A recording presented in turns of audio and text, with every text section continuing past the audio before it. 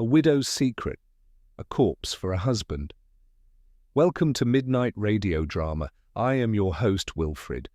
I love seeing this community grow. Tell me where you're tuning in from today. Your voices make this journey unforgettable. Let's begin. The town of Flaxborough prided itself on being, in its own words, eminently respectable. It was not a claim made loudly. Indeed, residents would have considered loudness to be rather unrespectable, but it was one that hovered around the market square in the tone of council minutes and in the judicious slant of notices pinned to the library board. It was, therefore, deeply unfortunate that the solemn business of matrimony should have provided the latest subject for speculation. The marriage of Mrs. Edna Hopkins, 48, stout in ankle and purse, to the late Mr. Lionel Buxby, had been announced in the Flaxborough Chronicle with as much discretion as the editorial office could muster. Even so, the matter was awkward to present in a manner both informative and decent, since Mr. Buxby, though once a modestly industrious coal merchant, had been deceased for 11 years. The announcement appeared on page 3 between an advertisement for cold remedies and a brief item about the town's bowling club. Hopkins, Buxby. On the 14th instant at St. Swithin's, Flaxborough, Edna, widow of the late George Hopkins, formerly of this parish, to Lionel Buxby, deceased. The printer, one Mr. Mallow, swore later that he had queried the notice twice with the Chronicle's editor, and had received only a weary shrug by way of reply. "It's what she paid for," the editor said. "Besides, who's to say what these people get up to nowadays?" By noon of publication day, the notice had already entered the bloodstream of Flaxborough gossip. Mrs. Birtwistle of the stationer's shop declared she had always suspected Edna Hopkins of peculiar leanings. The landlord of the Wheat Sheaf opined that it was no dafter than most marriages, only a bit more truthful about it. The town clerk, overhearing such remarks in the High Street, merely muttered something about improper use of church registers and resolved to mention it in council. At St. Swithin's itself, the vicar, Reverend Claypole, was left in a condition of mild theological indigestion. He denied stoutly having performed any service of the sort, and hinted that if anyone suggested otherwise, he should feel obliged to preach upon the topic of blasphemy the following Sunday. For Mrs. Hopkins, however, there was nothing remarkable in the matter. She went about her shopping as though no raised eyebrow had yet been tilted in her direction. At the butcher's she ordered 1.5 pounds of best stewing beef, with the calm assurance of a woman who considered her position in society no whit diminished by widowhoods, past or present. What disturbed the town more, perhaps, was not the eccentricity of the notice, but the possibility that something very irregular, perhaps even unlawful, had been attempted. Mrs. Hopkins, after all, was not destitute. Between the late Mr. Hopkins's insurance and her own small investments, she had a certain comfortable standing. To marry again, even symbolically, opened questions that the more imaginative minds of Flaxborough found irresistible. The bank manager was observed making a particularly long call on the solicitor Piggott Smith. Miss Teat, that town's chief purveyor of hairdressing and information, informed 3 customers in one afternoon that Edna means to get her hands on Buxby's property, what's left of it. And Mrs. Hopkins's charwoman confided to the grocer that her employer had been sorting through papers and letters late into the night as though she was expecting company from beyond. It was at this point, when speculation had reached the happy frenzy of contradiction, that the matter was drawn inevitably to the attention of Inspector Purbright. Superintendent Chubb, who disliked irregularities of every description, lumbered into Purbright's office bearing the Chronicle clipping as though it were evidence of sedition. "Have you seen this nonsense, Purbright?" he demanded, planting the newspaper firmly upon the desk. "Woman says she's married a dead man. Can't be allowed to go unchecked. Bad example. What'll folk think? Marrying corpses? Might catch on. Purbright regarded the small square of newsprint with a mild expression of polite perplexity, which he reserved for council reports and for Superintendent Chubb on Mondays. "Well," he said after a pause, "it is unusual. Though perhaps not entirely illegal, at least I'm not aware of a statute which specifically prohibits matrimonial announcements of this sort." Chubb snorted. "Illegal or not, it smells of mischief. I want you to have a word with the woman. Find out what she's up to. Wouldn't surprise me if there's money involved." Purbright folded the clipping neatly and placed it beside his blotter. "Yes, Superintendent, I shall make some inquiries." Outside the police station, a weak drizzle fell upon the cobbles. Shop awnings dripped with the sort of steady determination peculiar to English weather, and the town itself seemed to draw in its breath, eager to see how this peculiar matter might unfold. And in the parlour of her semi-detached house in Larch Crescent, Mrs. Hopkins sat upright, hands folded, gazing at the framed photograph of Lionel Buxby, deceased, with the look of one who considered herself not a subject of scandal, but a bride fulfilled. By the following morning, Flaxborough had achieved the enviable feat of being entirely certain about something of which it had no knowledge whatever. The precise nature of Mrs. Hopkins's marriage to Lionel Buxby was a matter upon which not one person in the town could have spoken with authority, yet almost every shop counter, church pew, and bus stop-rang with judgments on the subject. At Trowby's greengrocer, a pair of matrons debated with the urgency usually reserved for news of a coronation.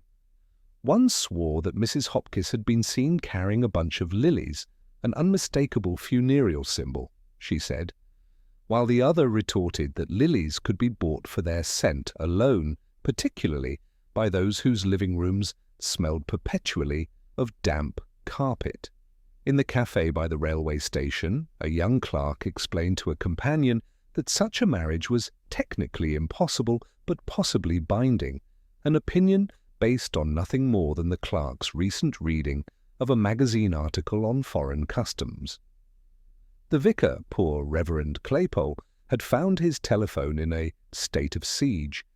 Half a dozen parishioners had rung before breakfast to ask whether the church had really been hired out for a wedding of the living to the dead, and if so, whether this was an Anglican innovation or some sort of ecumenical misadventure. He replied to each with the strained patience of a man attempting to iron creases from water. By noon he had composed a firm statement, delivered from the steps of the vicarage to two women from the Mothers' Union, that no service of any kind, whether nuptial, memorial, or otherwise, has been or will be conducted in St. Swithin's between Mrs. Hopkins and the late Mr. Buxby. His audience left unconvinced but greatly satisfied to have obtained such a quote. Meanwhile, in the Wheatsheaf, opinion hardened. The landlord, Mr. Grindle, was particularly vocal in defence of Mrs. Hopkins. "She's only done what all women do," he declared, to a lunchtime assembly of half a dozen regulars. "She's picked a man who'll never answer back." This remark produced a round of laughter that lasted until Mrs. Grindle emerged from the kitchen with a face that suggested supper might be delayed. Inspector Purbright, for his part, had no intention of pursuing the matter in haste. His inquiries, when he began them, were usually marked by the kind of unhurried steps more suited to a botanist examining specimens. But on this particular day he thought it prudent to begin by walking the length of the High Street, for he had learned long ago that the truth in Flaxborough was rarely to be found in the official records until it had already done the rounds of the haberdashery counter and the tobacconist's.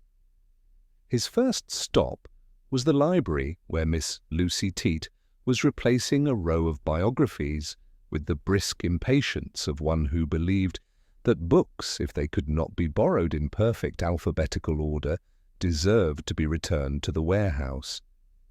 She received Purbright with the air of a woman about to deliver a pronouncement from a stage balcony. "You'll be wanting to know about Edna Hopkiss," she said, not bothering to disguise her satisfaction. "Well, I can tell you she's been acting most peculiar. Comes in here last week asking for books about séances of all things. Séances. Said she wanted something authoritative as though it were a perfectly ordinary matter like knitting patterns. I gave her Conan Doyle, though I doubt she read it. She hasn't the concentration." Purbright nodded, offering nothing more than a polite, "Indeed." Miss Teet leaned closer. "And another thing? She asked about wills, not legal textbooks. Wills. Said she wanted examples. I told her the library wasn't in the habit of supplying templates for the disposal of worldly goods. She went away looking disappointed." "I see. Thank you, Miss Teet. Most helpful." From the library, Purbright walked across to the bank, where he presented himself to Mr. Craik, the manager. Craik was a man whose moustache seemed to conduct his personality, clipped, stiff, and faintly censorious. Yes, Mrs. Hopkiss," he said when the inspector mentioned her name. "Came in a fortnight ago with a request for information about Mr. Buxby's accounts. Of course, I explained we could not possibly divulge private matters of deceased clients, but she was insistent. Said as his intended she ought to be entitled to know. Extraordinary woman." "Did she give any reason for her interest?" Purbright asked gently. "None that made sense. She muttered about Lionel having left unfinished business. Then she began hinting at property. Property, Inspector, as if Mr. Buxby had possessed anything beyond an overdraft and a pair of worn-out coal carts." Purbright thanked him and took his leave, reflecting as he went that the motives attributed to Mrs. Hopkiss seemed to multiply with each telling. For the hairdresser, she was dabbling in spirits. For the banker, she was grasping at property. Either could be true, though both sounded more like convenient interpretations than fact. That evening, back in Larch Crescent, Mrs. Hopkiss herself received her charwoman. The woman, Mrs. Delph, had been in service to her for 6 years and considered herself entitled to comment on her employer's affairs with a freedom bordering on impertinence. "They're talking, Mrs. Hopkiss," she said, shaking out her cleaning cloth as though to emphasize the scale of it. "Half the town's got you married, and the other half has you in an asylum." Mrs. Hopkiss sniffed. "Idle tongues, Delph. People will say anything when they've nothing better to do." "Maybe so, but you've stirred 'em up, sure enough. Why put that notice in the Chronicle if it weren't true?" "It is true," Mrs. Hopkiss said firmly. "I am Mrs. Lionel Buxby, and I won't be made ashamed of it." Her tone silenced the charwoman for a moment, though not for long. "But he's been dead these 11 years, ma'am. Dead as stone." "All the same," replied Mrs. Hopkiss with quiet certainty, "a man can be more faithful in death than many are in life. And Lionel never left me. He promised he would not."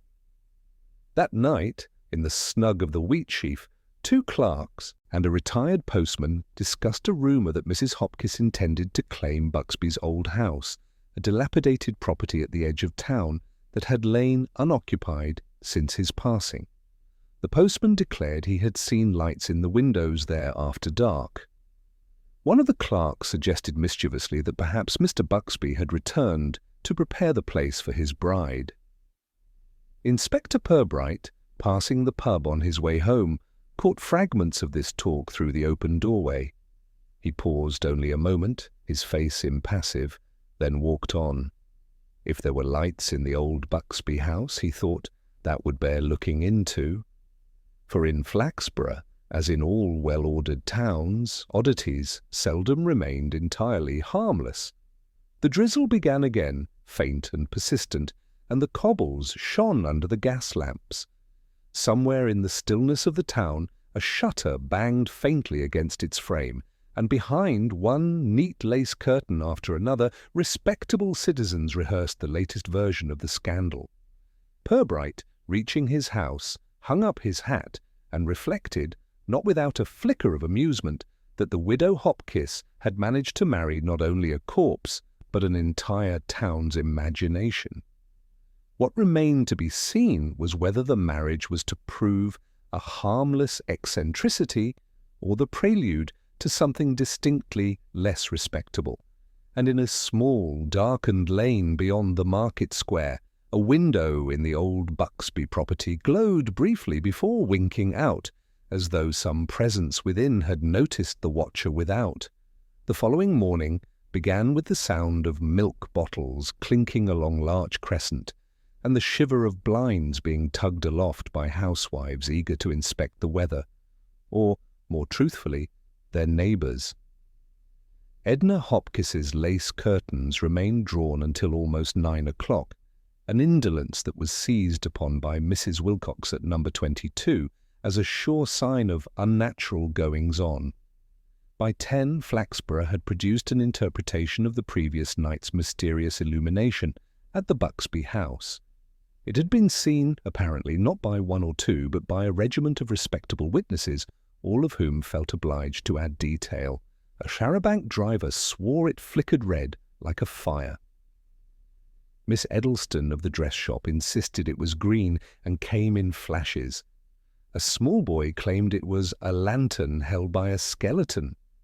Such accounts, embroidered in transit, provided a morning of lively speculation and sent several citizens to the Chronicle office demanding an official report. Purbright himself had set out early. He walked with deliberate aim toward the neglected Buxby property, which lay at the farther edge of town, overlooking a patch of allotments and a small strip of waste ground where the borough's dogs conducted their social congress. The house, when he reached it, appeared weary of its own existence. Its windows sagged in their frames, ivy throttled its chimney stack, and the iron gate leaned forward, as if in anticipation of collapse. The inspector paused at the gate, observing the trampled grass of the path. He noted without surprise the faint impression of footprints, too fresh to be more than a day old. He entered, pushing the door cautiously. It yielded with a groan that echoed through a hallway smelling of dust and coal soot. Inside, his eyes adjusted to a dim, stale interior. The furniture, such as remained, was covered with sheets, each greyed to the colour of dishwater. A single chair stood uncovered in the parlour, angled oddly toward the empty fireplace. On its seat was a thin film of ash, as though someone had shaken a used match there and brushed it away indifferently. Purbright bent to examine the hearth. The grate contained no recent fire, but scraps of charred paper clung to its bars. One fragment, which he lifted delicately with a pencil, bore half a word in purple ink. Tion. He slipped it into an envelope with a mild expression of interest, then straightened and allowed his gaze to wander the room. The silence was complete, save for the occasional creak of a rafter and the distant shuffle of feet from a gardener in the allotments. It was, in its way, unremarkable. And yet the chair, the ash, and the footprints gave the impression that this dilapidated house had lately entertained company. That afternoon, Purbright stopped at the Chronicle office. Mr. Larch, the editor, was a man in constant warfare with his own sense of dignity. He received the inspector with an air of pained distraction, as though engaged at that very moment in repelling vulgarity from the page proofs. "Mrs. Hopkiss?" he said, when the name was raised. Yes, she came in herself, paid cash, insisted upon the announcement appearing exactly as worded. "Our policy is not to inquire into the matrimonial circumstances of clients, Inspector. Not unless there is some risk of libel, which in this case, well, the deceased can scarcely sue us." "You had no impression of her being distressed, agitated?" "Neither. On the contrary, she seemed quite composed, perhaps a little prim, as though defending herself from anticipated criticism, but no sign of hysteria. Purbright nodded. And no mention of Mr. Buxby's estate? None, though she did ask how long the notice would remain in our archives. I explained indefinitely, provided no one burned the building down. The inspector thanked him and left, moving unhurriedly back through the town centre. Passing the dress shop, he saw a small cluster of women clustered by the window. They dispersed guiltily as he approached, leaving behind the faint perfume of speculation. At 4:30 he arrived once more at Larch Crescent. Mrs. Hopkins received him in her parlour, where the photograph of Lionel Buxby presided from the mantel in an oval frame. She was dressed in her customary black, not mourning attire precisely, but something adjacent to it, like a uniform adopted for convenience. "You've come about the notice," she said, before he had time to speak. "I've been asked to make inquiries, yes," Purbright admitted gently. "You see, it has aroused a good deal of interest." Her lips tightened into something like satisfaction. "People talk. They always have. I've ceased to concern myself." "Quite." "Still, the superintendent is anxious to ensure that no misunderstanding has occurred. Perhaps you could explain your purpose in placing the announcement?" She sat upright, hands folded in her lap. "It was simple.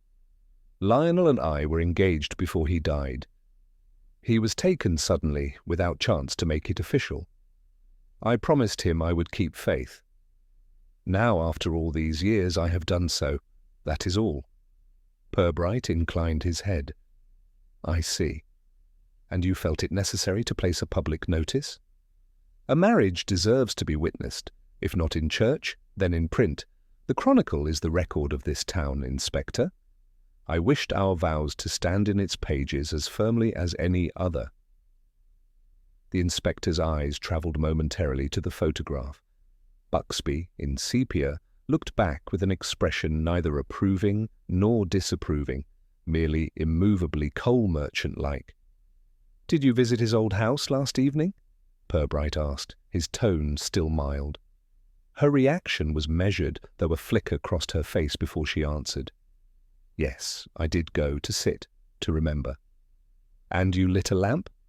"Yes, I suppose someone saw it. People see what they want." "You were alone?" She hesitated, then said, "Yes." "Quite alone."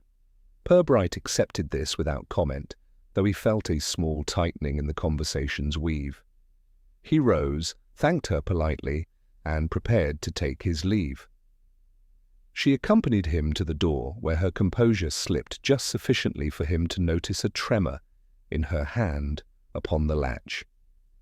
That evening, Superintendent Chubb pressed for a report. Purbright gave him one, calm and deliberately incomplete. Chubb growled that the woman was either balmy or a schemer, and predicted trouble. Purbright, back in his own study, unwrapped the charred paper fragment from the Buxby house. He regarded it under the lamp. The ink was a curious purple, not of ordinary fountain pens, but the sort used on official forms. "Chen," it said. Was it bequest, valuation, donation? He placed it carefully aside, his thoughts meandering not toward handwriting experts or laboratories, but toward the quiet ways people managed their losses, their property, and their pride. Outside, rain began again, heavier this time, and the town huddled under it like an audience awaiting the next act of a play it could neither halt nor quite understand. In parlours and kitchens, speculation clattered like teacups. Mrs. Hopkins, they said, was after money. No, she was in love still, poor thing, and cracked with grief. No, she was dabbling in spirits. Each theory had its champions, each its audience. But in the darkened rooms of the Buxby house, the faint smell of smoke lingered, and somewhere in its blackened grate a fragment of paper crumbled silently to ash. By midweek, Superintendent Chubb had reached a conclusion. It was the kind of conclusion that he favoured, direct, tidy, and requiring little in the way of subtle thought. He summoned Purbright to his office with the air of a man about to swat an especially irksome bluebottle. "Purbright," he declared, tapping a blunt finger on his blotter. "We've wasted enough time tiptoeing round this Hopkins woman. She's after money, plain as daylight. The late Buxby left a house, what's left of it, and possibly other assets. She means to lay claim by way of this marriage nonsense. Fraud, if you ask me." Purbright seated himself with the patience of one accustomed to pronouncements of this sort. "You think so, sir?" "Think?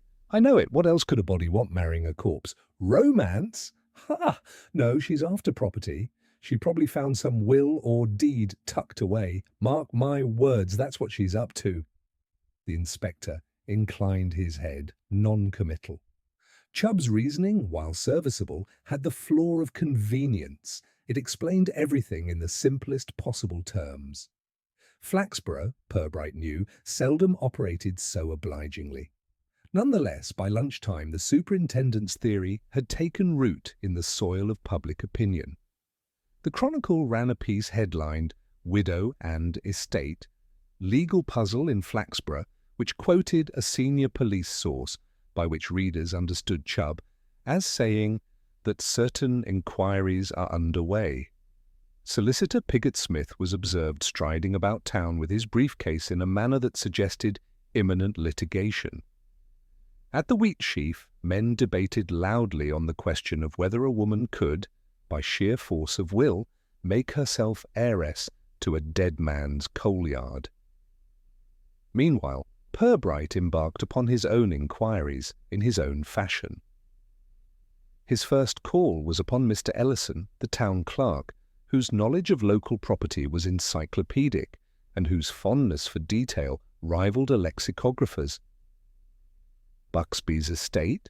Ellison repeated, adjusting his spectacles. "I'm afraid you'll find there is precious little to interest a fortune hunter. The house, of course, if one can dignify it with such a term, passed into neglect almost at once. No one wished to buy it, and the council has several times debated compulsory purchase for demolition. Beyond that, he had no assets of significance. The coal business dwindled before his death, and the creditors stripped what was left. His widow, before she remarried, sold off the carts." "Then Mrs. Hopkins can expect little profit?" Purbright asked. "None at all, unless she has an unusual affection for mildew." The inspector thanked him and moved on. Next, he sought out old Mrs. Buxby, Lionel's mother, who resided in a care home on the outskirts. She was a spry 90, sharp of tongue, if cloudy of memory. When the subject of her son was raised, she pursed her lips with evident disapproval. "Lionel? Oh, he was a good-for-nothing, though I dare say he meant well. Couldn't keep books, couldn't keep a wife either. And now you tell me Edna Hopkins wants to marry him.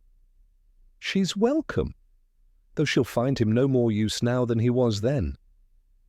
"You recall no talk of property or hidden wealth?" "Hidden wealth?" "He couldn't hide a halfpenny without losing it?"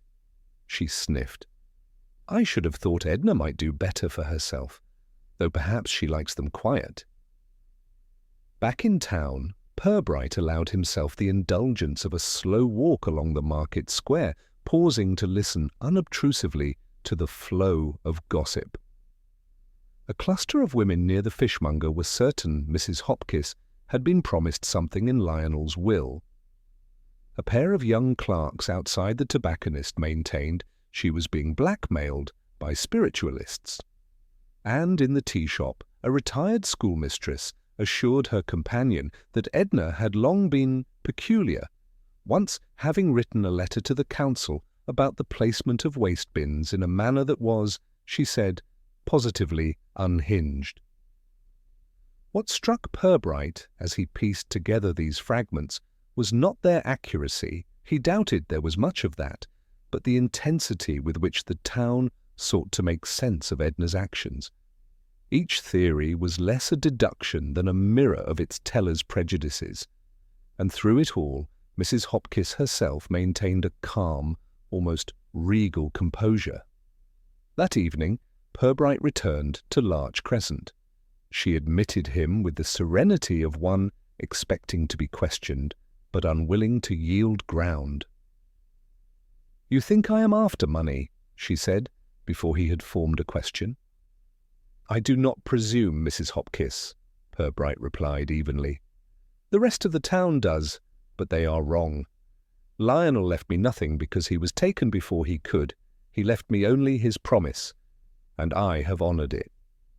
Her gaze was steady, though beneath it he detected a weariness, as of one who must continually defend herself against invisible accusers.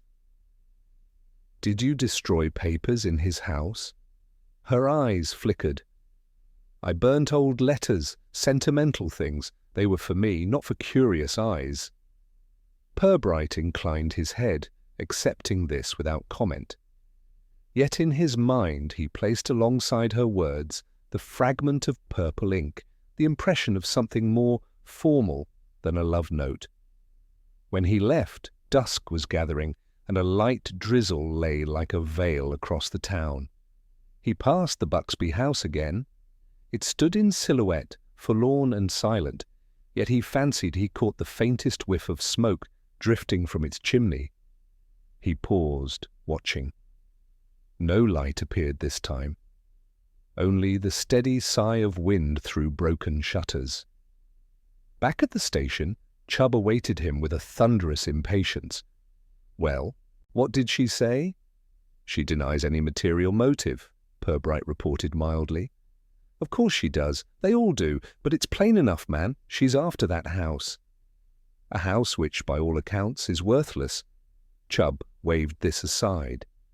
"Worthless or not, it's the principle. She means to prove a claim. You mark me, Purbright, she'll be parading round with some bit of paper soon enough. Will." The inspector merely smiled faintly and made no reply. He had learned that arguing with Chubb was much like reasoning with a stubborn gate. It was easier to open it quietly oneself than to push it against the grain. Later, at home, Purbright lit his lamp and drew out the envelope with the charred fragment. He studied it again. There were many possibilities. One word returned to him insistently. Adoption. A curious notion. Adoption of what, or of whom?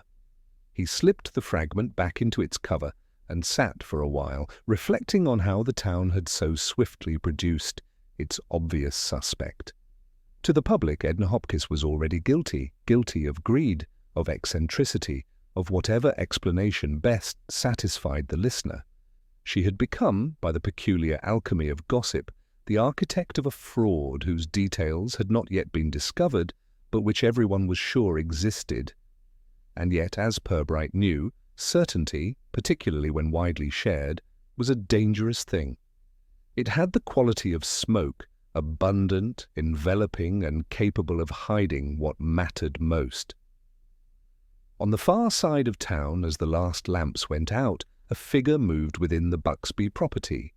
A faint sound of shifting boards echoed briefly before silence reclaimed the house. Whoever it was had no wish to be noticed, and if they carried papers or secrets, they carried them under cover of darkness. In the morning, the town would awake once more to its theories, its certainties, its comfortable conclusion that Edna Hopkins was the culprit. But Purbright, with his patient reserve, was already beginning to suspect that the truth, as usual, would not be found in the obvious place. By Thursday morning, the town of Flaxborough was in full chorus. The marriage to a corpse had settled into the sort of scandal that furnished every breakfast table with conversational nourishment more sustaining than porridge. And, as often happened in such cases, the story had grown like ivy on a neglected wall, spreading, twisting, and acquiring unexpected tendrils. The latest tendril was the rumour that Lionel Buxby had not, in fact, been buried at all. This was solemnly conveyed across counters and hedgerows as though vouched for by unimpeachable authority. At the butcher's, a customer claimed her uncle had once seen the coffin lowered, but had never heard the thud of soil. At the chemist's, a junior assistant swore that Mrs. Hopkins herself had ordered smelling salts in bulk for keeping up appearances.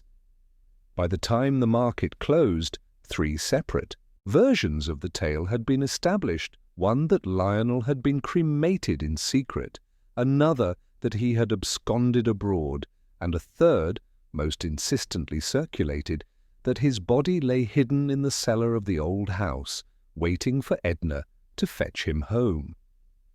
Inspector Purbright, hearing these mutations, regarded them with his customary blend of amusement and concern. Gossip in Flaxborough was rather like influenza. No one could avoid catching it, but its symptoms varied with the constitution of the sufferer. Some grew fevered with indignation, others merely sniffled with interest. The danger lay not in the stories themselves, but in the energy with which people pursued them, for that energy occasionally ran to actions inconvenient to the law. Indeed, it was action that now loomed. On Friday evening, a group of boys, spurred by both bravado and boredom, had ventured into the Buxby property. They were discovered by a passing constable in the act of prizing open a cellar door with a piece of rusted iron.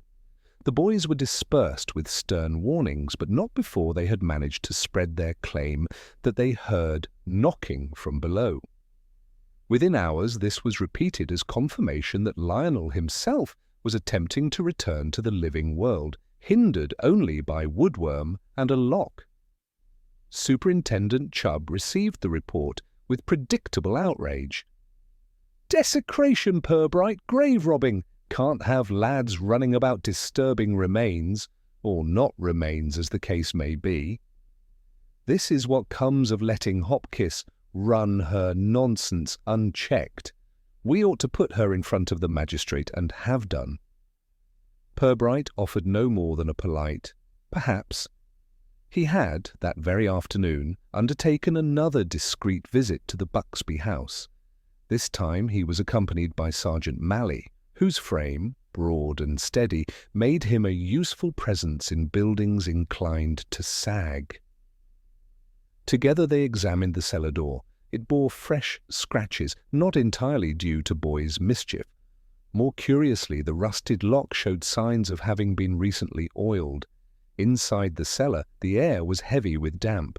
Against one wall leaned a stack of boxes, their lids partly torn, the cardboard softened by moisture.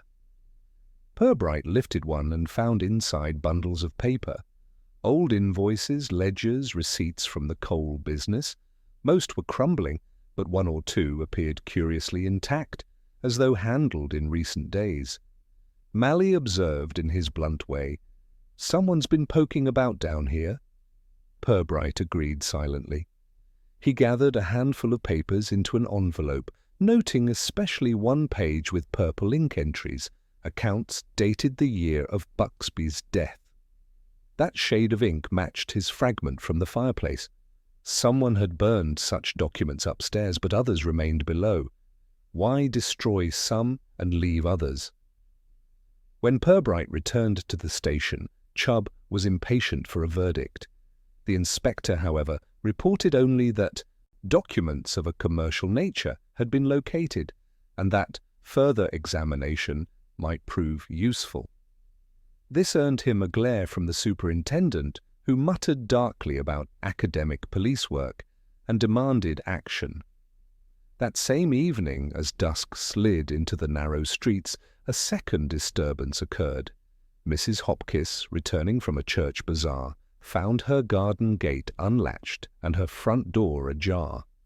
Nothing appeared stolen, but her late husband's photograph, usually steadfast upon the mantel, had been moved to the table by the window. Whether this was mere mischief or a deliberate message, she could not say. She reported the matter, though with a dignity that suggested she preferred not to be pitied. News of the intrusion spread, of course, faster than the police report. By morning, it was confidently asserted that Edna had been visited by Lionel himself, who had shifted his portrait to enjoy a better view of the garden. Others maintained that jealous neighbours had attempted to frighten her from her scheme.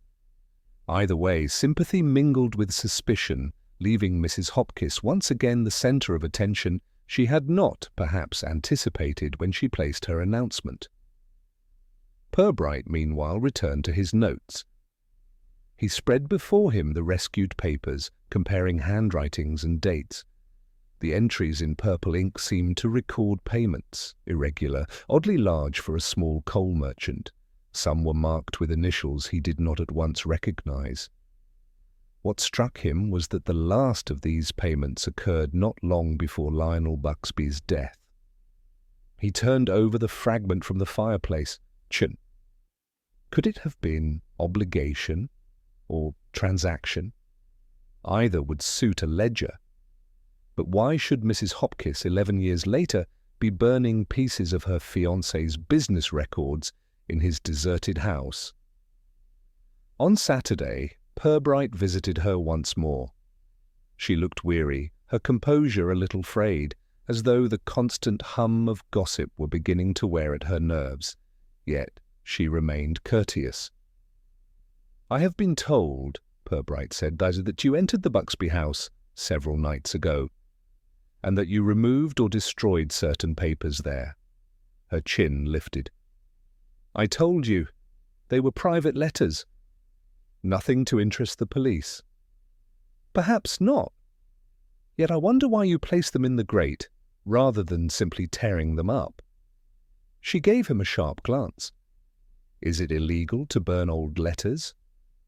"No," said Purbright softly, "though it is sometimes unusual, especially when the letters appear on closer inspection to be account records."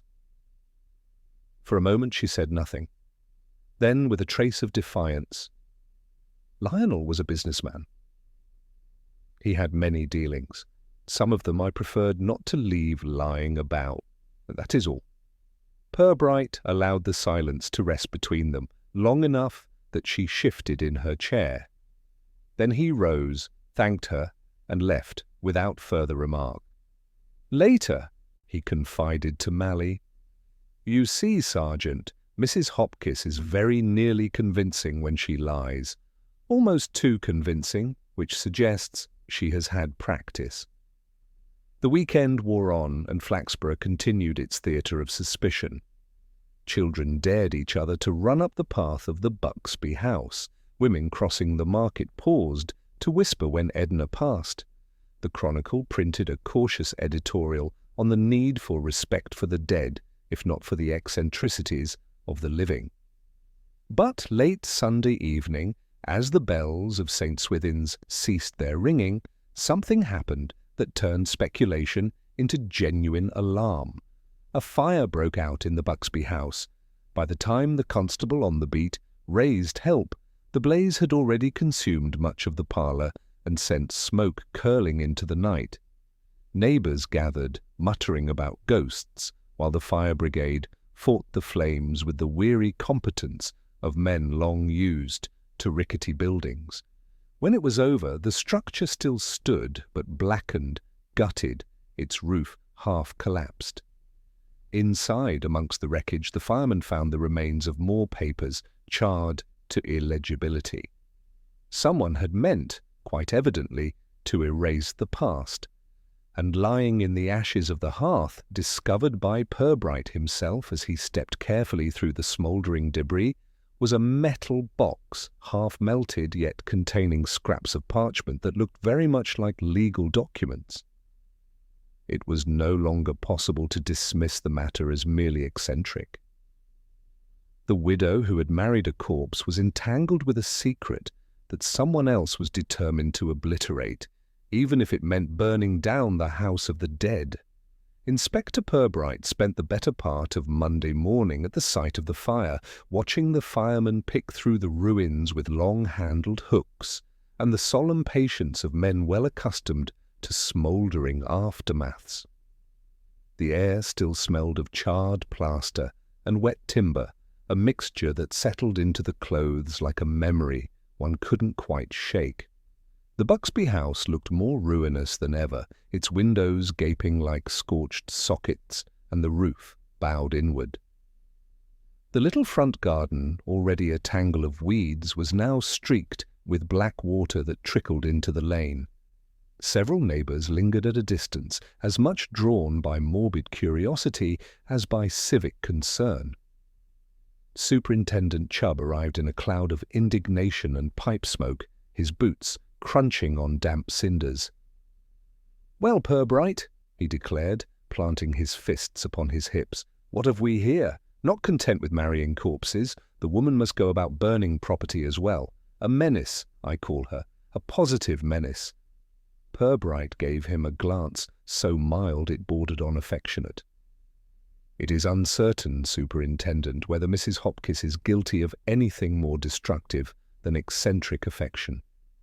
The fire appears to have been set deliberately, but there is little evidence yet as to who struck the—" "Match evidence?" Chubb snorted. "The evidence is in front of your nose. Who else would have reason to start a blaze here, if not she? Ashes hide secrets, Purbright. Always have. She's burned something she didn't want us to see." "Possibly," said the inspector, "though we must consider who benefits most from such concealment. Mrs. Hopkins already had opportunity to destroy papers quietly, as indeed she did in her previous visit. A public conflagration seems unlike her." Chubb grunted, but his attention was soon taken by the arrival of a uniformed constable carrying the half-melted metal box. Its lid had warped in the heat, but inside lay the scorched fragments Purbright had earlier noticed. The superintendent jabbed at it with his pipe stem. "Will you look at that? More of her nonsense. No doubt wedding certificates for half the graveyard. Put it all down to hysteria and have her warned off. I won't have the station dragged into melodrama." Purbright said nothing, though in private he had already resolved to examine the contents carefully once they could be removed without disintegration. Later that afternoon, in the quieter atmosphere of his office, he and Sergeant Malley set to work. They laid the box upon a sheet of brown paper, then lifted the fragments gently with tweezers. Much of it crumbled at the lightest touch, but several corners and half-pages survived. One was clearly a legal document, its heading only half legible, a gleam of part ship. Beneath, in looping hand, appeared the name Lionel Buxby. Another scrap bore a witness signature, C. Hardash. The rest was blackened, unreadable. Malley scratched his head. "Partnership? Buxby ran the coal yard on his own, didn't he?" "Apparently not altogether," Purbright replied. He tapped the page. "This suggests a partner, or at least an arrangement of financial interest." "Would that be Mrs. Hopkins?" Malley asked. "Possibly, though the handwriting does not appear to be hers." "No, I fancy someone else had dealings with Mr. Buxby, and of a kind worth concealing." The inspector leaned back, fingers steepled. "And consider our mysterious initials in the ledger, those purple entries. They may relate to payments between partners. If so, someone has been most anxious to see the record obliterated. First the fireplace, then the fire." Malley nodded, but with the air of a man unwilling to let his imagination run too freely. "Could be just debts. People don't like creditors sniffing around." "Debts don't normally require arson to conceal," said Purbright, "unless, of course, the creditor is in a position to make trouble." That evening, Purbright paid a visit to the Chronicle office. Mr. Mortiboy, the editor, greeted him with the faintly oily enthusiasm of one who hopes for a headline but fears a rebuke. He ushered the inspector into his cramped sanctum, where yesterday's ink still clung to the air. "You'll be "Hear about our coverage, I suppose," Mortiboy said, spreading his hands in a show of innocence. "I assure you, Inspector, we print nothing we cannot substantiate, though naturally one must keep the public informed." Purbright smiled faintly. "I seek information rather than correction, Mr. Mortiboy. Tell me, what do you recall of Mr. Lionel Buxby's affairs back in the day? Did he have business partners? Silent backers? Mortiboy pursed his lips. Buxby?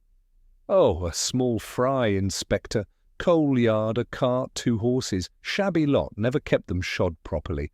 As to partners, He reached for the past like a man groping in a cupboard. There was a fellow once, name escapes me, who used to be seen about the office.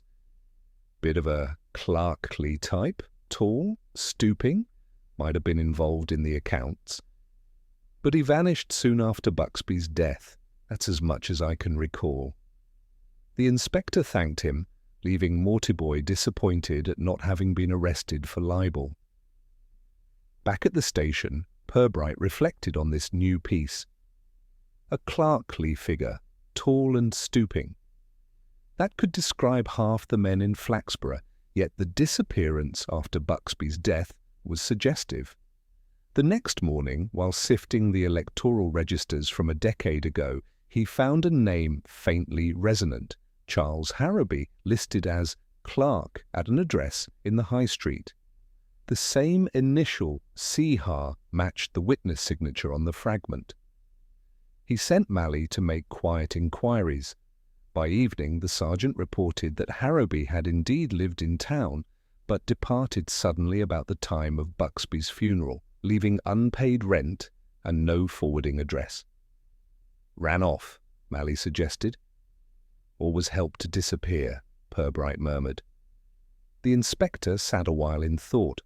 Harrowby's name, a partnership agreement, ledgers in purple ink, all converged upon the suggestion of business dealings not intended for daylight. What was it Buxby had entangled himself in, and why should Edna Hopkins revive the matter now with her strange marital announcement? That night, Purbright walked the lanes of Flaxborough alone.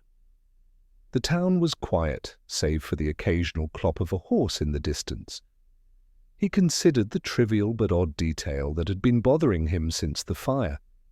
The photograph of Lionel in Mrs. Hopkins's house moved to the window table. If an intruder had wished only to intimidate, there were louder ways. But to shift a portrait suggested recognition, almost reverence, as though the intruder wanted the dead man to look outward, to witness something. What, Purbright wondered, was being signalled? That Lionel's ghost still oversaw his affairs, or that someone alive still served his memory with unnerving devotion. The thought lingered as he returned to the station, where a message awaited him. It had been telephoned in anonymously by a voice described as hoarse, but educated. The message was simple. Tell the inspector that Lionel Buxby was not the man everyone thought. He owed a debt that was never paid. Look to the river. Purbright folded the note, slipped it into his pocket, and allowed himself the faintest sigh. Flaxborough, he reflected, had a way of turning even the most absurd tale into something that reeked faintly of truth. And so, from the ashes of the Buxby house and the smoke of gossip, a darker current now began to stir, flowing towards the water that ran quietly at the edge of town, carrying with it secrets not yet fully drowned. The river lay at the edge of Flaxborough, neither proud nor picturesque, but patient in its sluggish way. Its surface reflected little more than the grey sky, broken by eddies from the weir, and the occasional dark ripple where some unseen fish stirred. To Inspector Purbright, who arrived the next morning with Sergeant Malley at his side, the water's calm had the untrustworthy quality of a witness too eager to appear innocent. They stood by the bridge, watching a pair of boys with sticks worry the current for floating debris. Malley sniffed the air, which carried a sourness from the tanneries upstream. "If there's a clue in there, sir, it'll take more than sharp eyes to spot it. Place stinks of everything but honesty." "True," said Purbright, leaning on the parapet. "Yet our caller was deliberate. He wanted me to look here. People who make such efforts rarely waste them. The river is more archive than scenery. It receives what others wish forgotten. The constables had already arranged for a shallow draft boat to patrol along the banks. 2 men rowed steadily, dragging a long-handled rake over the mudbed. Within an hour they hauled up nothing more dramatic than bicycle wheels and kitchen pans. By noon, however, a call came from the bend near Mill Lane. Purbright and Malley hurried down, boots slipping on wet turf. The boatman stood pointing to a tangle of reeds where the rake had snagged something heavy. With careful prodding, they raised a sodden bundle wrapped in oilcloth and bound tightly with rusted wire. It landed on the grass with a dull thump, releasing a smell ranker than the river's own. The inspector crouched, his face unreadable. Malley grimaced. "Looks like rubbish dumped years back." "Rubbish," Purbright murmured, "is a label often applied to things once valuable." He gestured for a constable to fetch shears. The wires were cut, the oilcloth peeled back. Inside lay a wooden box, its grains swollen and black with damp. When prized open, it revealed packets of paper, the outermost slimy, but the inner surprisingly intact. Purbright lifted one carefully. Ink bled faintly through, but the heading was plain. "Schedule of payments, Lionel Buxby." Beneath, in neat script, a series of amounts dated over several years, each beside a set of initials. Some matched those in the purple ledger. Malley whistled. "Well, that's your missing record, sir. Looks like Buxby was keeping a second set of books." "Indeed," Purbright said, eyes narrowing, "and one sufficiently incriminating to warrant burial by water. Whoever our anonymous informant was, he wished us to recover this, which means either his conscience has grown noisy or his patience has grown short." They carried the box back to the station. For the remainder of the afternoon, Purbright and Malley laid out the pages to dry across blotting cloths. The writing, though blurred at edges, was mostly legible. Payments ranged from small sums to considerable amounts. The initials appeared consistently, CH, RF, and occasionally a mark resembling a crude cross. Malley tapped the latter. "What do you make of that? Someone too illiterate to sign proper?" "Or too cautious to reveal himself," said Purbright. "A mark can be anyone, but the other two, CH we know as Charles Harrowby. RF remains a mystery." Evening shadows stretched when Superintendent Chubb lumbered in, summoned by curiosity. He surveyed the papers with disdainful awe. "Well, well, so our corpse's lady friend wasn't simply moon-eyed after all. These look like bribes to me, or blackmail, or both. Disgusting trade, whichever it is." Purbright allowed the superintendent his opinion, though he noted quietly, "The amounts increased toward the end. That implies growing pressure or desperation. Either Buxby was paying to keep something hidden, or he was being enriched by another man's fear. In either case, the arrangement did not survive him." Chubb harumphed. "Doesn't change the fact Mrs. Hopkins is half-cracked, talking about being a bride to a coffin. Still, I'll grant she may be less villainous than I thought. Mad people seldom bother with ledgers." That night, Purbright walked home, slowly, thoughts circling the unearthed box. Buxby's shadow, it seemed, reached longer than his life. Why should Edna Hopkins, years later, suddenly claim him as her husband, unless her declaration had less to do with romance and more with inheritance?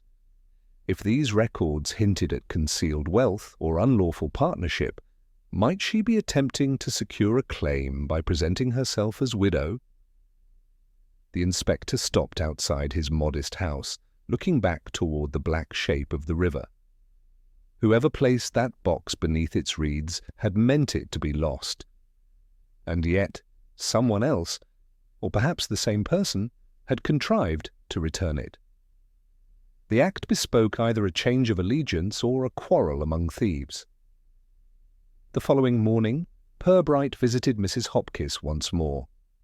She received him in her parlour, nervously twisting her apron. The photograph of Lionel still occupied its new position by the window, the dead man gazing out as though supervising her conduct. "Mrs. Hopkins," the inspector began gently, "we have found certain documents relating to Mr. Buxby's affairs. Do you know of any business dealings he may have kept from public knowledge?" She pressed her lips tight. Lionel was a man of dignity.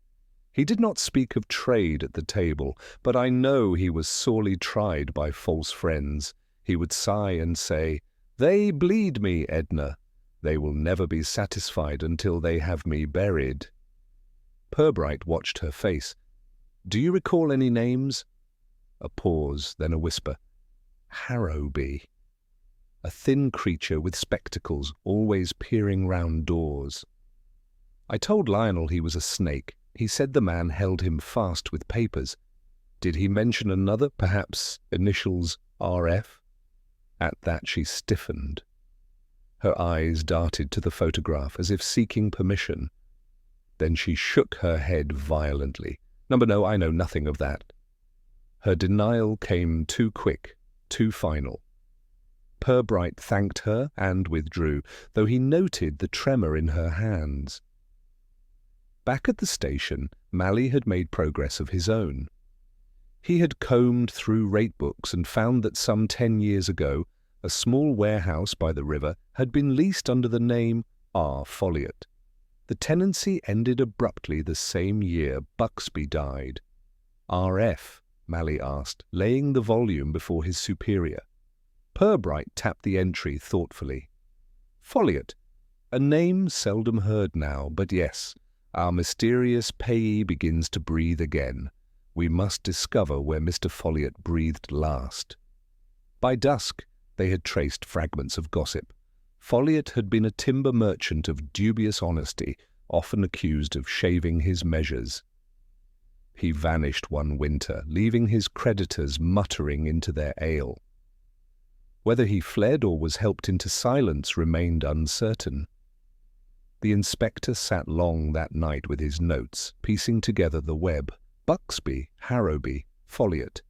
A partnership, perhaps fraudulent, bound by papers and sealed by payments. One disappeared, another drowned in scandal, the last burned in his own house. And presiding over this grim trinity was Edna Hopkins, clutching a photograph like a relic and insisting upon her role as bride to a corpse. He closed the notebook slowly. The pattern was emerging, but not yet the picture. The clue lay still hidden, perhaps in the spaces between initials, or in the silence of a woman too frightened, or too loyal to speak. When he extinguished the lamp, the thought returned like an echo from the river. Lionel Buxby owed a debt that was never paid. And debts, Purbright reflected grimly, have a way of being collected, even from the grave. The following day opened in a damp hush, the sort of weather that muffled church bells and lent the town an air of conspiracy. Inspector Purbright, umbrella tilted against a fine drizzle, walked the cobbled Market Street toward the solicitor's office of Charles Harrowby. The name, now enlivened by its appearance in Buxby's secret records, required a closer acquaintance.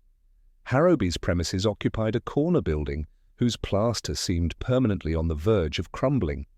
A brass plate beside the door, dulled by years of neglect, bore his initials with a modest flourish. Inside, the air smelled faintly of ink, stale paper, and damp wool.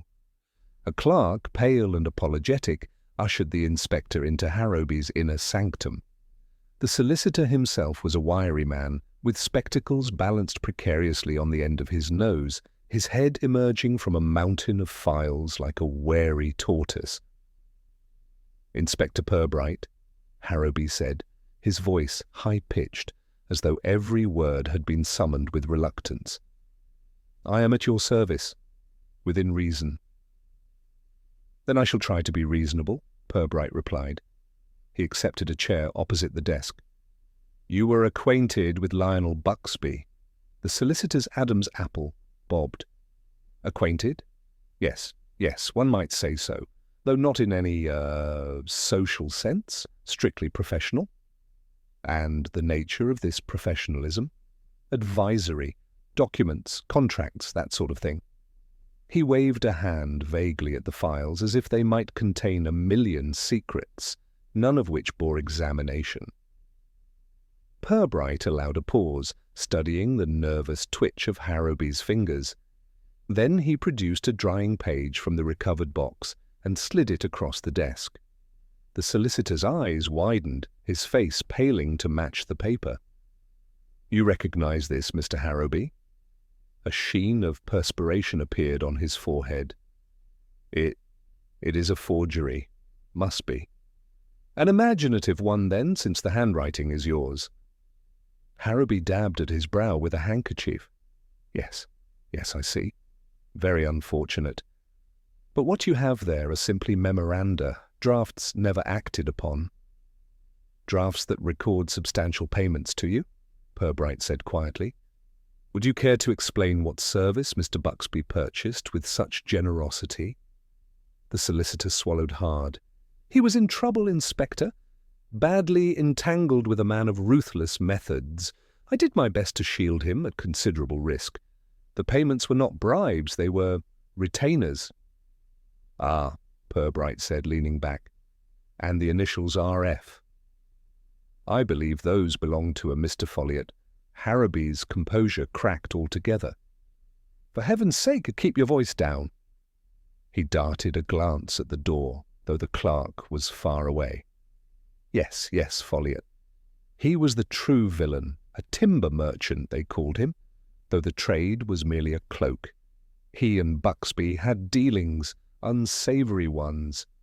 When matters soured, Folliot threatened exposure, blackmail pure and simple. I advised Buxby how to manage the danger. For that, he rewarded me. Is it a crime to accept payment for advice? "Depends upon the nature of the advice," Purbright observed. The solicitor wrung his hands. "Inspector, you must understand. Folliot would stop at nothing. He had men in his employ, roughs from the docks. He made demands, first modest, then monstrous. If Buxby had not complied, there would have been ruin, financial, personal, moral. And then Folliot vanished," Purbright finished, "as if the river had swallowed him." Harrowby nodded miserably. "It was rumoured he fled abroad, but I never believed it. He was too greedy to abandon his prey." When Purbright left the office, the drizzle had strengthened into rain. He stood beneath his umbrella for a moment, reflecting.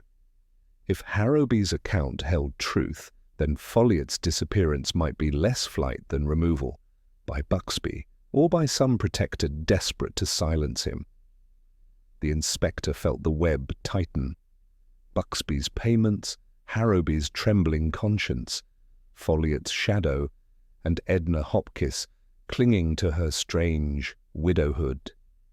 He decided against immediate return to the station. Instead, he turned his steps toward the churchyard, where the grey stones leaned like weary jurors. Edna Hopkins was there, as if summoned by thought. She stood before a neglected plot, umbrella tilted, lips moving silently. Purbright approached with a tactful cough. "Good morning, Mrs. Hopkins. Paying respects?" She startled, clutching her umbrella. "Inspector, you move so quietly." "Occupational habit," he said with a faint smile. He glanced at the stone. Its inscription, worn but legible, read, "In memory of Richard Folliot, beloved husband, 1872 to 1909. Purbright's brow lifted. "Curious. I was under the impression Mr. Folliot disappeared." Edna's eyes glistened with rain, or perhaps tears. "Disappeared, yes. They never found him, not truly. But his wife insisted upon a stone, a pretence of burial, you see. People need something to nod to when they pass." "And you, Mrs. Hopkins? Why here?" Her hands tightened on the umbrella, because Lionel feared this man above all. Even dead or missing, Folliot haunted him. "I thought perhaps if I stood here, I might—" She broke off, shaking her head. "You will not understand." "I try," Purbright said gently. "Did Lionel ever speak of how Folliot's threat ended?" She looked away, lips trembling. "He said only that debts were dangerous things, that once begun, they multiply. He would sit by the fire, whispering as though someone else might hear. Then one day he told me it was finished. Folliot was gone, and I was to forget the name forever." The inspector regarded her with grave patience. "And you obeyed?" "Yes." She turned back to the stone, her voice low. "But forgetting is not the same as forgiving." Later, back at the station, Purbright shared his discoveries with Sergeant Malley. The sergeant listened, chin in hand. "So, sir, we've got Harrowby on record as taking hush money for his advice, and Edna confessing she knew Buxby feared Folliot. If Folliot really ended up in the ground, someone must have put him there. And if Buxby declared it finished, then maybe he did the deed himself." "Possible," Purbright agreed. "But murder leaves stains more stubborn than ink. If Buxby killed Folliot, who cleaned the mess? And why, years later, would Edna lay claim to him as husband?" Malley scratched his head. "Maybe because she feels she kept his secret, like some queer idea of loyalty. Married to his ghost, you might say." The inspector said nothing. His gaze rested on the damp pages spread before him. The ledger, the schedule of payments, they were not merely records, they were a confession in cipher, and he was only beginning to read it. That evening he paid a visit to the town library, where a dusty archive of newspapers lay bound in cracked leather. He searched the winter editions of 1909, the year Folliot vanished. After patient scanning, he found it, a small article noting that Richard Folliot, merchant, had been declared missing after failing to return from a late-night journey upriver. His boat was found adrift, its rope cut clean. No body was recovered. Purbright closed the book slowly. The river again, always the river, repository of secrets. Buxby's hidden box had surfaced there, and perhaps once upon a time Folliot himself had been consigned to its depths. The inspector returned home late, rain still falling. He paused at his gate, troubled by the thought that someone, somewhere, was watching.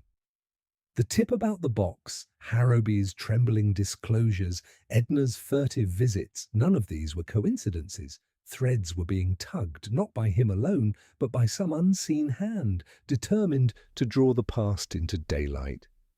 He stepped inside, hung his coat, and sat in his chair without lighting a lamp. The rain beat against the windows, steady and accusing. What debt, he wondered, was Buxby paying until his last breath? And who remains to collect it now? The night offered no answer, only the rain, persistent as memory. The morning after the storm had scoured the town of its grime, Inspector Purbright sat in his office, staring at the ledger fragments that had dried overnight into pale, crisp relics. They were pieces of a puzzle that, if joined correctly, pointed toward a bargain too dark for contracts and too heavy for mere friendship. The name that loomed largest across the faded ink was Richard Folliot, merchant, extortionist, shadow, and now, possibly, corpse. "Sir," Sergeant Malley began as he entered with a mug of tea, balanced precariously, "I've been checking on the river again. The fellows at the wharf remember Folliot, said he liked to boast about his profits. Last seen boarding a skiff the winter he disappeared. Rope cut, boat adrift, body never found. All fits the newspaper account." "Too neatly, perhaps," Purbright murmured. "The river makes a useful accomplice. It keeps secrets, and when it disgorges them, as with Buxby's box, one wonders whether it is the river that changes its mind or some hand that instructs it to do so." Malley frowned into his tea. "You think Someone wanted the box found? Purbright's gaze remained fixed on the ledger. Quite possibly. And that would make our task less about uncovering secrets and more about interpreting the performance of someone else's play. Before Mally could respond, a constable knocked and entered with a folded letter, its envelope stained by damp. "Delivered by hand, sir. Left on the station step." Purbright broke the seal. Inside, on thick paper, was a single line written in neat script. "A debt once collected is never forgotten. Seek the ferryman." No signature, no address, only the smell of damp river air clinging to the fibres. "The ferryman?" Mally repeated. "Sounds like one of those nicknames dock workers give their mates, or a villain out of a penny dreadful." "Perhaps both," said Purbright. "Find me anyone in the town who bears that sobriquet, quietly. If this is theatre, let us not alert the cast that we've seen the script." By midday, the sergeant returned with results. Names Caleb Hatherwick, old riverman, rowed folk across the bends before the new footbridge. Folks called him the ferryman. Still lives down by the marsh cottages, though most say he's half blind and not all there. Purbright pocketed the information. "Let us pay him a visit. Old men are libraries of forgotten volumes. Sometimes they open readily, sometimes one needs the right key." And the marsh cottages crouched at the river's edge, weathered timbers sagging like tired backs. A dog barked somewhere out of sight, silenced by a terse command. Hatherwick's door creaked open before Purbright could knock. The man who appeared was indeed old, but not frail. His shoulders retained a riverman's breadth, though his eyes were clouded with cataracts. "Inspector," he rasped, as though expecting him. "And t'other one. Come in then. The river don't wait." Inside smelled of damp wood and fish. Nets hung from beams, stiff with age. A kettle hissed on the stove. Purbright took a chair without being invited. "Mr. Hatherwick, we received a note suggesting we seek you. Did you send it?" The old man laughed dryly. "Don't write letters. Don't see straight enough. But maybe someone wants you to hear my piece." "Can't say as I mind."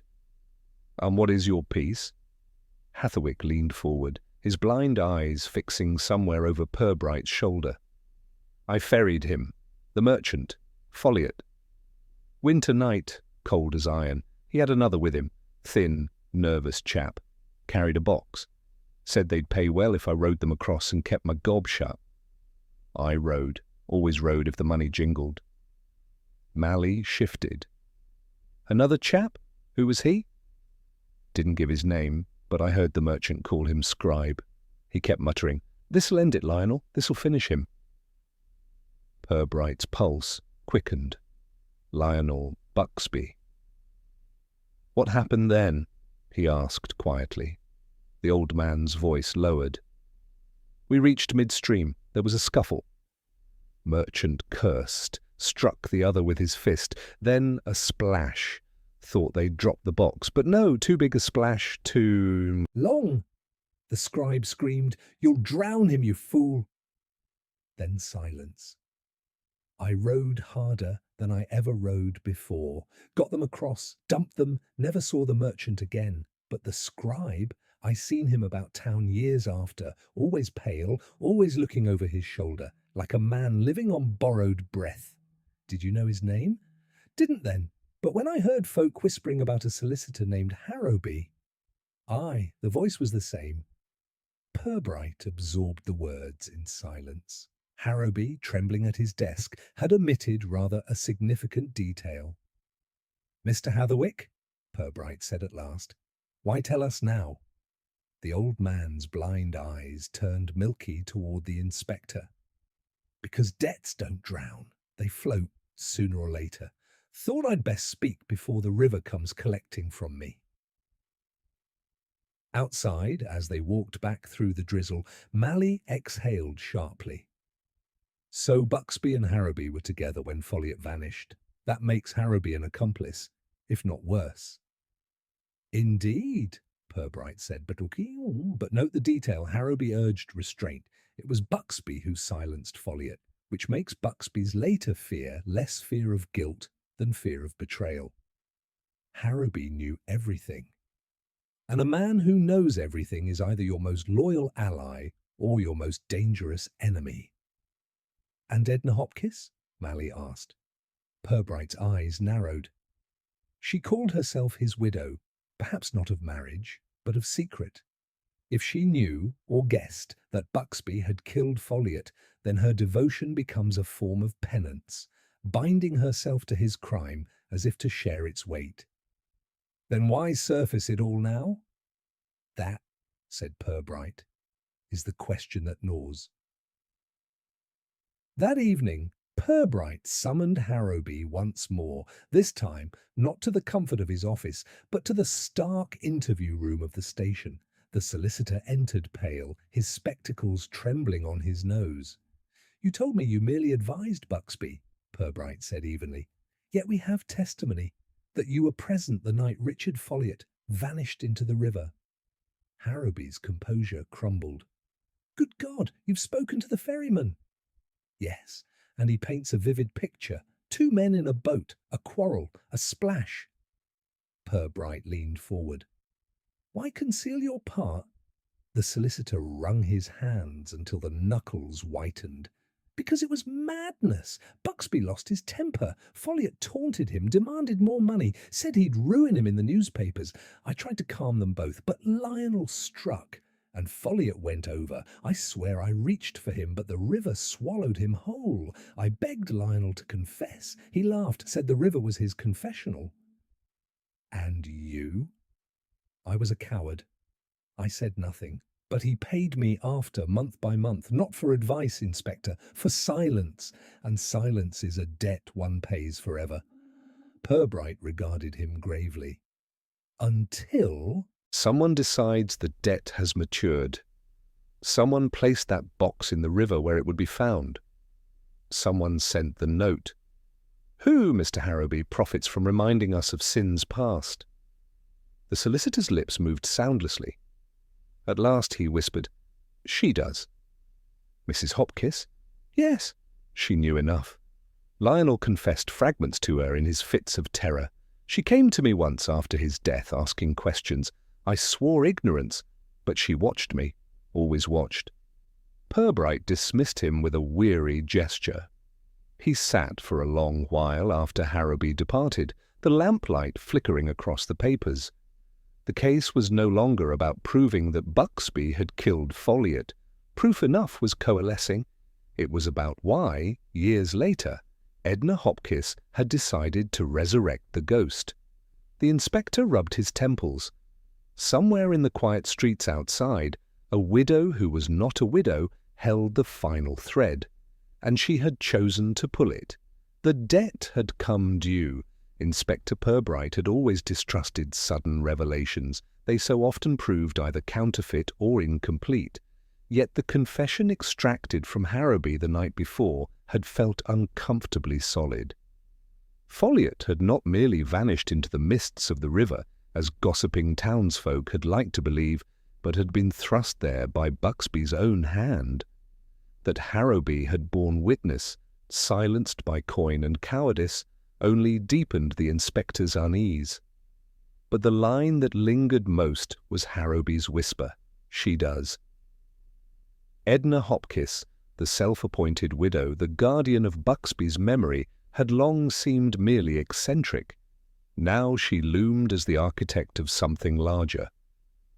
That morning, Purbright called on her. The widow's house stood at the end of a narrow street, its curtains always drawn against both weather and neighbours. A faint smell of lavender drifted through the hall as she ushered him into her parlour. She wore black, of course, but in her case it seemed less a gesture of mourning than of uniform, a habit of costume. "You have come, Inspector," she said, in her measured tones. "I wondered how long it would take." Purbright studied her face. calm and pale beneath its neat arrangement of hair. And you wondered whether I would come with questions or with charges. Charges? A brief smile. Ah, but you cannot charge grief, can you? You may prod it, catalogue it, but never indict it. He sat, folding his hands on his knee. Mrs. Hopkins, I will be plain. You styled yourself Lionel Buxby's widow. But there was no marriage. What bound you to him was knowledge of what he did, the night Richard Folliot vanished. Is that correct? The faintest tremor crossed her lips before she controlled it. Lionel spoke in his final days of shadows he could not escape. I did not need to know details. A woman who loves learns to read omission as fluently as confession. Purbright leaned forward. Yet you do know details, enough to leave us a box in the river, enough to write cryptic notes that set this case breathing again. Why now? Her eyes flickered. Because silence rots, Inspector. Because men thought they could bury truth beneath water and money, but the dead are not so easily bribed. There was a pause. A clock ticked. Somewhere a coal fire settled with a sigh. Purbright spoke quietly. You sent the note about the ferryman. I did, she admitted. He ferried Lionel and the other one that night. I went to him years ago, begged him to speak. He would not. Said the river would do it for him, but the river is slow. And I am patient, but not infinite. You also placed Buxby's ledger box, where it would be found. Her silence confirmed it. Why? To prove he was guilty. Mally, who had been standing stiffly by the mantel, gave a grunt. But you claimed to love him. And I did, she replied, the words sharp as flint. That is precisely why I could not let him rest on lies. He killed Folliot. He dragged Harrowby into his cowardice. Then he dragged me, because I bore his secret. And secrets are not love, Sergeant. Secrets are chains. I carried them long enough. Purbright observed her keenly. So this was not justice for Folliot. It was absolution for yourself. A flash of anger. Do you think me so selfish? I sought to cleanse the town of hypocrisy. Men like Buxby rise because others look away. The papers praise their generosity. The law accepts their ledgers, while corpses drift downstream. He would not confess. So I made him confess in death. Her voice steadied again. Besides, if guilt poisons one's legacy, surely truth is a mercy. Purbright let the words settle. He thought of Harrowby, white-knuckled, babbling of debts that never expired. He thought of the old ferryman, haunted by a splash in the dark. And he thought of this woman, who had bound herself not as widow to a husband, but as sentinel to a crime. Mrs. Hopkins, he said at last, what you did is not without consequence. Withholding evidence, tampering with it, directing us through riddles, you have interfered gravely in an investigation. Then arrest me, she said evenly, but you cannot arrest the truth. It is already spoken. Mally bristled. Truth or no, you've made fools of us, wasting time with theatrics. Edna's smile was sad. Fools? No, Sergeant. I have made you audience. You wanted a case tidy in law, I gave you a case tidy in story, for people remember stories, the law they forget. After the interview, back at the station, Mally burst out. She's mad, must be, planting boxes, writing riddles, playing widow to a man who never wed her. Purbright considered. Madness is often a label we apply to those whose logic differs from our own. She is not insane, Mally, she is theatrical, and she has achieved her end, Lionel. Buxby is now remembered less as benefactor and more as murderer. And what of Harrowby? The inspector sighed. We shall pursue charges of conspiracy and suppression, yet after 20 years with no body, no witness save a half-blind boatman, and no confessions save those wrung by memory, a court may find the matter thin. Mally muttered. So they all walk free? Not free, Purbright corrected softly. They walk shackled to what everyone now knows, whether proved in court or not. In matters of reputation, Mally, sometimes rumour, is the harsher jail. At that evening, as Purbright sat alone in his study, he wrote notes to order the case. The web was complete. Folliot, extortionist, drowned by Buxby. Buxby, guilty, consumed by fear, died with secrets gnawing. Harrowby, witness, complicit in silence. Hatherwick, the ferryman, unwilling chronicler of the deed. Edna Hopkis, mourner architect, who dredged the river of memory. Each played their part. Each had been bound not by law, but by debt. Purbright folded the notes and placed them in a drawer. Some cases ended with handcuffs, others with silence. This one ended with a story told at last. Yet he felt unsettled. Justice had been served in narrative, not in court. And though the lawman in him resisted, the man in him wondered whether Edna had been right, that truth, once spoken, was its own verdict. As the clock struck midnight, Purbright rose, extinguished the lamp, and murmured to the shadows, "The river collects all debts. But some, it seems, must first pass through human hands." Dawn spread thinly over Flaxborough, laying a pale wash across rooftops and chimneys like dusting powder upon tired skin. The town, for all its respectability, hummed that morning with a subdued excitement, the kind that attended not markets or fêtes, but scandal. By the time Inspector Purbright reached the police station, the first whispers had already taken shape in shop queues and tram shelters. Lionel Buxby's legend, once that of an industrious magnate and benefactor, was retold in sharper tones. Children asked their mothers who Richard Folliot had been. Husbands speculated grimly about the ferryman's secret. Purbright had anticipated as much. News in Flaxborough, once coaxed into the air, travelled with a vigour no constable could match. Sergeant Mally came into his office with the morning's reports. He looked as though he'd slept little and brooded much. "They're all at it, sir. Public houses fairly bursting with it. By tea-time, everyone will believe they saw Buxby pushing Folliot into the river themselves." Purbright set aside his pen. "That is inevitable. The town has long been waiting for its idols to topple. Few spectacles cheer people like the fall of a neighbour better than themselves." "Cheer?" Mally frowned. "I wouldn't say cheer. It's more, what's the word, hungry. They want every detail. If we don't supply it, they'll invent their own. Which is why we must decide carefully what we do make public," Purbright replied. "Too much will inflame, too little will conspire." Later that morning, Harrowby was brought in for questioning once more. He looked older by years than when Purbright had last seen him, shoulders hunched, eyes rimmed with sleeplessness, fingers twitching against the tabletop.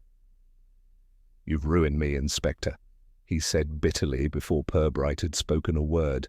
"Clients withdraw, colleagues avoid me. The whisper spreads quicker than I can walk. My name's already tried and judged." Purbright regarded him steadily. "Your name is tethered to Buxby's, Mr. Harrowby. That tether was your own tying long ago." Harrowby slammed a fist upon the table, then immediately winced at his own display. "I did not kill Folliot. I only looked away. Can you understand? There are moments one chooses silence to survive." "Yes," Purbright said softly. "And there are moments when silence is itself a crime."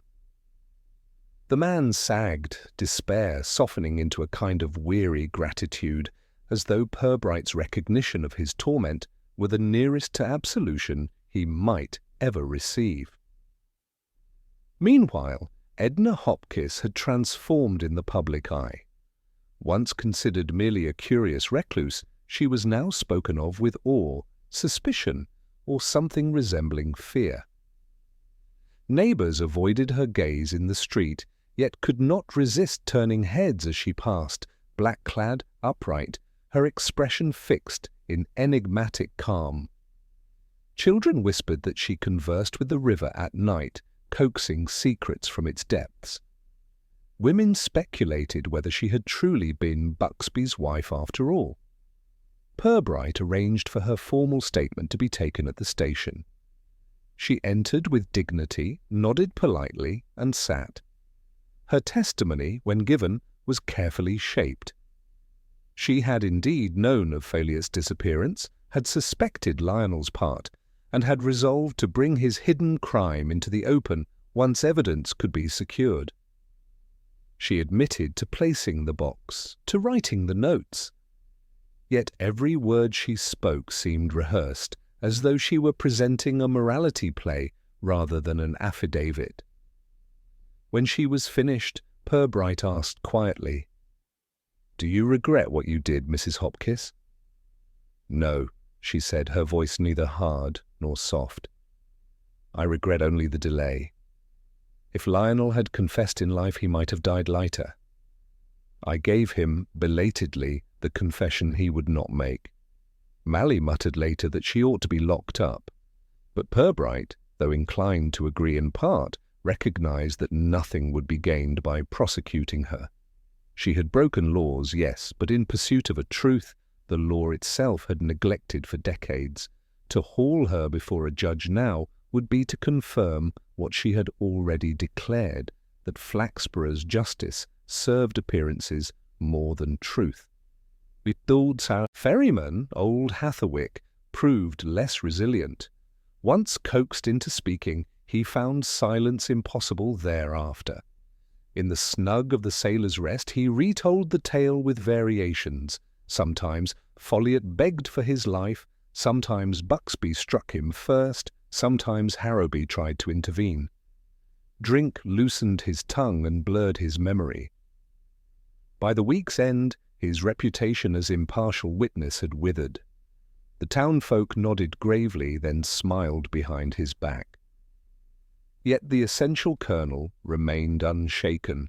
A man had died by Buxby's hand. And in the station's quiet evenings, Purbright pondered what to do next. The evidence would never satisfy a court. Without a body, without corroboration untainted by fear or fantasy, the case would sink in procedural mud.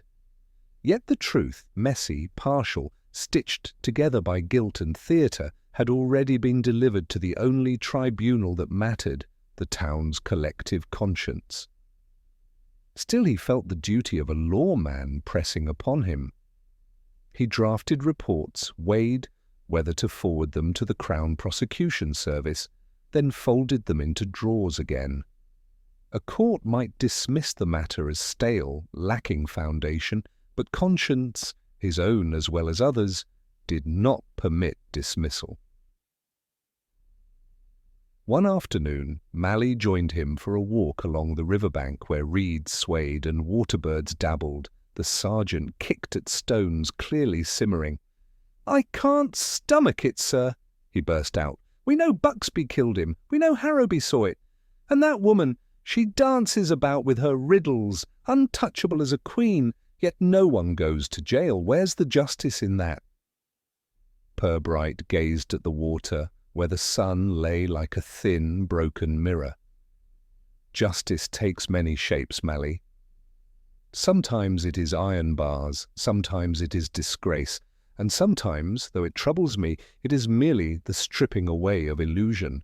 Buxby has lost his monument, Harrowby his peace, Hatherwick his dignity, Mrs. Hopkins her privacy. Even Folliot, long drowned, has lost the obscurity he perhaps desired." Mally scowled. "That's philosophy, sir. It won't satisfy the law." "Nor will the law satisfy philosophy," Purbright murmured. "We work in the space between." In the days that followed, gossip thickened into myth. Children chanted rhymes about the widow who fished corpses. Shopkeepers argued whether Folliot's ghost still walked by the water at night. The Buxby Trust, once a pillar of civic generosity, found itself petitioned by angry citizens demanding transparency. Statues and plaques commemorating Lionel were quietly removed, or else defaced under cover of darkness. Purbright observed all this with a weary calm. He had neither prevented nor orchestrated it. He had merely uncovered the bones and left the town to gnaw them. Yet there was a sense, growing with each evening, that the matter was reaching its natural end. For the inspector knew well that scandals, however consuming, eventually faded. Flaxborough, like any town, would turn its appetite to newer dramas. An embezzling alderman, a runaway schoolmistress, a sensational accident. What endured, though, would be the subtle shift in memory. Lionel Buxby, once benefactor, now murderer. Edna Hopkins, once recluse, now avenger. And beneath it all, the river, patient, timeless, carrying away whispers as easily as it carried away men. Late one night, after Mally had gone home, Purbright sat alone at his desk. He opened his notebook and wrote in neat, careful script, "Case of Richard Folliot, presumed drowned, now established as homicide. Perpetrator, Lionel Buxby, deceased. Witness, Basil Harrowby, compromised by silence. Accessory after the fact, Edna Hopkins, by concealment and subsequent disclosure. Outcome, no further legal action possible. Moral outcome, public truth acknowledged. Case closed in fact, if not in law." He laid down his pen and exhaled. "Closed in fact, if not in law," he repeated aloud, as though the words might harden into something permanent. The station clock chimed the hour. The building was still. Purbright rose, extinguished the lamp, and stepped into the night air, where the town lay quiet under a broad, starless sky. The inspector felt not triumph, nor even satisfaction, but a sombre acceptance. Some debts, he reflected, were paid not in courts, but in memory. And memory, though fickle, could prove the harsher judge. He walked slowly home, carrying with him the silence of unfinished justice, which weighed almost as heavily as the truth itself. The last days of summer leaned upon Flaxborough with a kind of drowsy insistence, the heat settling into the cobbles, the hedges, even the thick curtains of the council chamber. Yet within that chamber, at a hastily convened meeting of the borough committee, no one appeared lulled.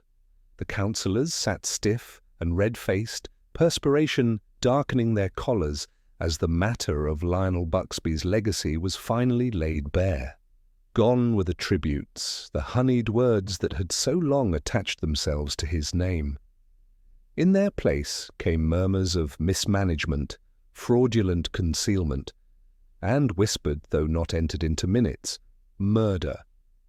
Purbright, who attended at the mayor's invitation, kept himself discreetly at the back.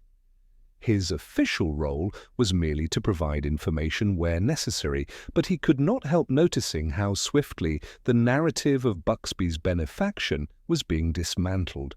Plaques would be removed, scholarships reviewed, endowments restructured. His once admired name was now a liability. It struck Purbright that this, more than any courtroom verdict, was the punishment Flaxborough had devised.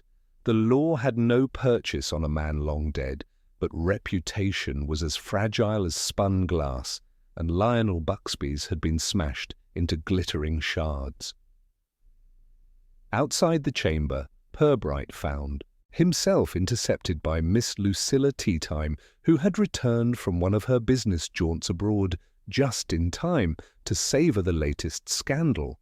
"My dear Inspector," she exclaimed, fluttering a lace-edged parasol, "you cannot imagine how invigorating it is to come home and find the town positively trembling with intrigue. One could bottle the atmosphere and sell it as a restorative tonic." "I fear the flavour would not be to everyone's taste," Purbright replied dryly. Nonsense! The English palate thrives on scandal. Why, this whole Buxby affair has given Flaxborough more energy than 3 coronations and a royal wedding combined. You, Inspector, have done your civic duty not only in the cause of truth, but of tourism."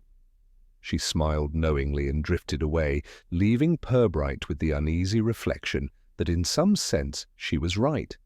Truth had become spectacle, and spectacle was what people craved.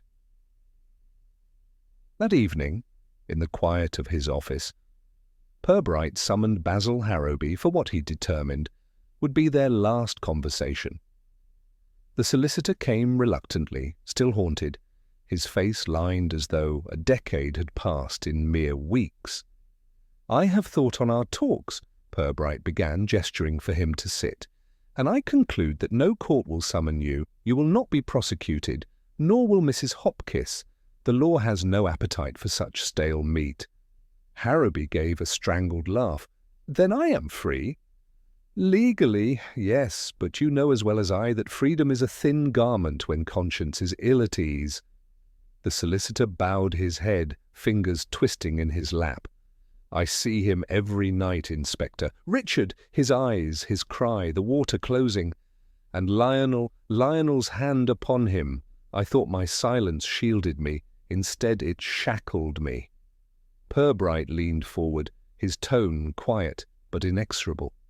"There is one act still within your power. You cannot bring Folliot back, but you may restore a measure of dignity to his memory. Draft a statement, an honest account. Place it with your firm, in your will, wherever it may one day speak. Truth is seldom wasted, even if delayed." For a long time Harrowby said nothing. At last he nodded, like a penitent priest conceding his sins aloud. Perhaps that will be my release." 2 nights later, Purbright took his customary walk along the river. The air was heavy, scented with reeds and silt. In the distance he saw Edna Hopkiss, alone on the towpath, gazing into the water with the composure of a woman conversing with an old friend. He approached quietly. "Mrs. Hopkiss." She did not turn, only inclined her head.